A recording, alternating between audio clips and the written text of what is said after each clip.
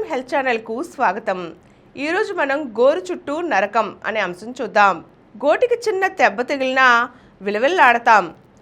మరి గోరు చుట్టూ వేస్తే భరించలేని నొప్పి, సమస్య తీవ్రమైతే చీము కారటం, జ్వరం రావటం వంటివి తలెత్తుతాయి. ఇంతకీ గోరు చుట్టూ ఎందుకు వస్తుంది, ఎలా తగ్గించుకోవాలి అంటే, గోరు చుట్టూ అంటే చేయి, కాలి, గోళ్ళ చుట్టూరా చర్మంలో తలెత్తే ఇన్ఫెక్షన్. ఇందులో తక్షణ, దీర్ఘకాల అని 2 రకాలుంటాయి. ఇది 6 వారాల్లోపు నయమయ్యే తక్షణ సమస్య, 6 వారాలకు మించి వేధించేది దీర్ఘకాల సమస్య. ఇవి రెండూ కూడా రోగనిరోధక శక్తిని తగ్గించే మధుమేహం, థైరాయిడ్ జబ్బుల వంటివి కలవారిలో తరచూ కనిపిస్తుంటాయి.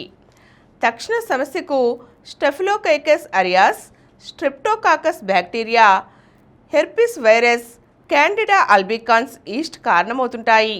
ఇది ఉన్నట్టుండి మొదలవుతుంది, ఒక గోరుకే పరిమితమవుతుంది. గోళ్ళు కొరకటం, గోళ్ళ చివర్ల పగుళ్ళు, వేళ్ళు నోట్లో పెట్టుకోవడం, చర్మం పొడిబారటం, గోళ్ళ చుట్టూరా చర్మాన్ని పీకే అలవాటు, గోళ్ళు మరియు మొదలుకు కత్తిరించడం వంటివి సూక్ష్మక్రిములు చర్మం లోపలికి వెళ్ళటానికి దారితీస్తాయి. దీర్ఘకాల సమస్యకు క్యాండిలా వంటి ఫంగల్ ఇన్ఫెక్షన్లు దారితీస్తుంటాయి. ఇది నెమ్మదిగా తలెత్తుతుంది. గృహిణులు, రైతులు, పనివాళ్ళు, తడి, చలి వాతావరణాల్లో పనిచేసే మత్స్యకారుల వంటి వారిలో ఇది ఎక్కువగా కనిపిస్తుంది. ఇందులో ఇన్ఫెక్షన్ లేకుండా గోటి చుట్టూ పసుపు రంగులోకి మారుతుంది. అన్ని గోళ్లకు దురద కూడా ఉండవచ్చు.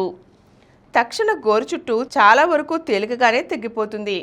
కానీ బ్యాక్టీరియా చర్మం లోపలికి చేరుకుంటే టెండసైటిస్కు దారితీయవచ్చు.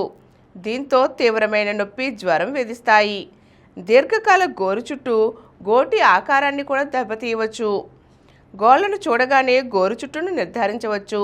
అవసరమైతే చీము కల్చర్తో బ్యాక్టీరియా చర్మ కణాలను తీసి వైరల్, గోరును గీరి ఫంగల్ పరీక్షలు చేయవలసి ఉంటుంది. దీనికి ఇంటి చిట్కాలు: రోజు 3 సార్లు ఉప్పు కలిపిన గోరువెచ్చటి నీటిలో 10 నుండి 15 నిమిషాల సేపు వేలిని ముంచి తీయాలి. తువ్వాలును అద్దుతూ తుడుచుకోవాలి. చర్మం పొడిగా శుభ్రంగా ఉండేలా చూసుకోవాలి. రోజుకు 2 సార్లు యాంటీసెప్టిక్ మందులు రాసుకోవాలి. గోళ్లను కొరకటం, గోటి చుట్టూ చర్మాన్ని పీకటం చేయకూడదు. రసాయనాలు, సబ్బులతో పనిచేస్తున్నప్పుడు చేతులకు గ్లౌజులు ధరించాలి. రోజుకు 2 సార్లు మాయిశ్చరైజర్ రాసుకోవాలి. ఇక చికిత్స: బ్యాక్టీరియా ఇన్ఫెక్షన్ ఉన్నట్లయితే యాంటీబయాటిక్ మందులు, మలాములు, వైరల్ ఇన్ఫెక్షన్కు యాంటీవైరల్ మందులు అవసరమవుతాయి.